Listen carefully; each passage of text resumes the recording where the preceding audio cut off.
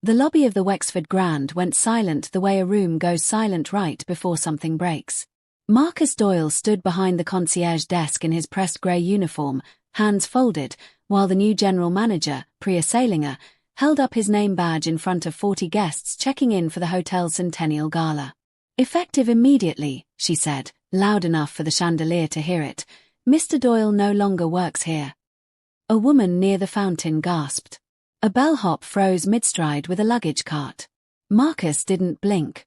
He unclipped his own badge before she could reach for it, set it gently on the marble counter, and said nothing. But none of them knew who he really was.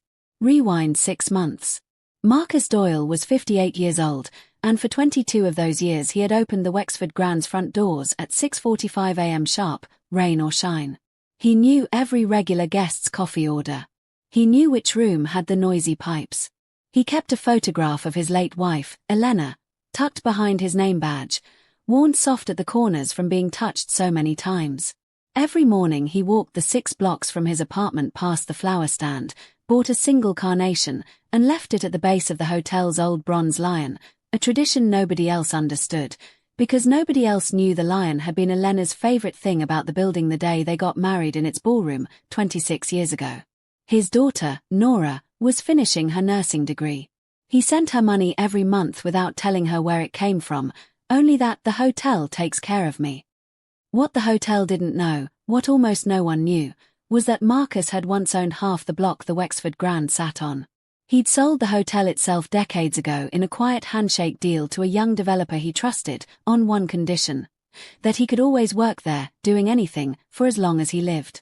The developer agreed, laughing, thinking it a sentimental old man's whim. Marcus kept a single sheet of paper, yellowed now, that made that promise legally binding, tucked inside a safety deposit box 3 blocks away. He never told anyone. Not even Nora. Grief had taught him that some things are safer kept quiet. When corporate sent Priya Salinger to modernize the Wexford Grand, she saw Marcus as a relic. She skipped him in the staff meeting introductions.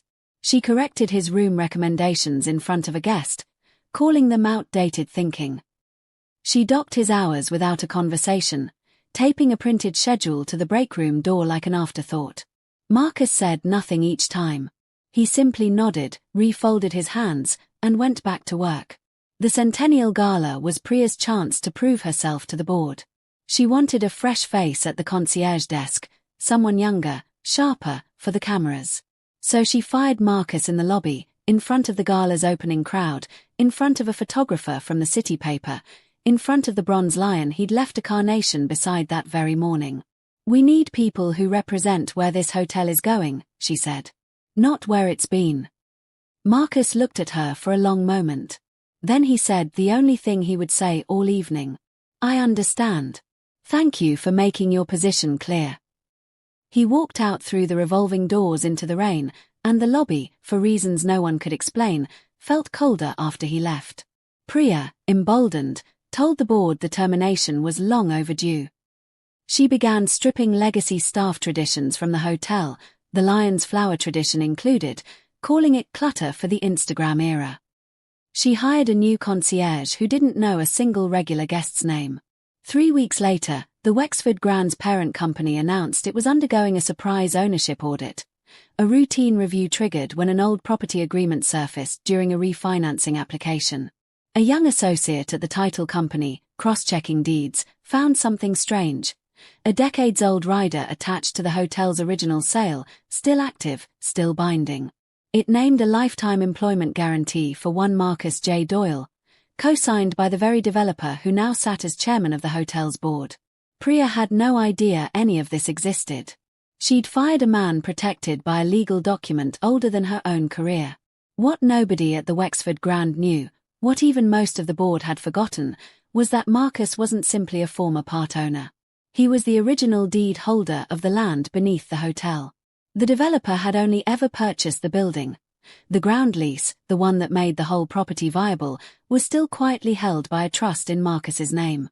Every year, a modest ground lease payment had been wired to that trust, a detail buried so deep in accounting that new management never once asked who MJD Holdings was. Marcus Doyle didn't just use to matter to the Wexford Grand. He still owned the ground it stood on. The reveal. The board chairman, an old man named Halloran who remembered the handshake deal like it was yesterday, called an emergency meeting. He brought the original agreement, brittle and yellowed, and set it on the table in front of Priya. "Do you know whose signature this is?" he asked her. She looked at the looping, familiar handwriting at the bottom of the page. The same handwriting she'd seen 100 times on internal memos signed M. Doyle, Concierge. The room went very quiet. Someone's coffee cup rattled softly against its saucer. Priya's hands, for the first time in the whole ordeal, were not steady. There was no shouting. No lawsuit theatrics. Just a certified letter from Marcus's attorney, informing the board that under the terms of the original ground lease, the hotel was in material breach of a binding personal covenant, and that the trust was formally requesting renegotiation of the lease terms. The board didn't hesitate. Priya was placed on administrative leave within the week, pending an internal review of her termination decisions. Halloran personally called Marcus and asked him, quietly, humbly, if he would consider coming back, not as concierge this time, but as a permanent advisor to hotel operations, with full authority over guest experience decisions. Marcus thought about it for 3 days. Then he said yes, on one condition. The lion's flower tradition would be restored, permanently, in the hotel's guest handbook. On a quiet Sunday morning, Marcus walked his usual 6 blocks, bought his usual single carnation, and set it at the base of the bronze lion. Nora met him there this time, home for the weekend, hearing the whole story for the first time from her father instead of from a newspaper article. "You could have told me you owned part of that hotel," she said, laughing softly, disbelieving. "Didn't seem important," Marcus said. "What mattered was that I got to be there every morning. That never changed." They sat together on the lobby's old velvet bench, watching the doors open for the day, coffee in hand, saying nothing else that needed saying. Some people mistake quiet for weak, and stillness for surrender. But the strongest people rarely need to announce who they are, they simply keep showing up, keep their word, and let time do the explaining. Marcus Doyle never raised his voice, never demanded an apology, never once used the word power. He simply waited for the truth to speak for him. And when it finally did, it didn't shout. It just made the whole room go quiet.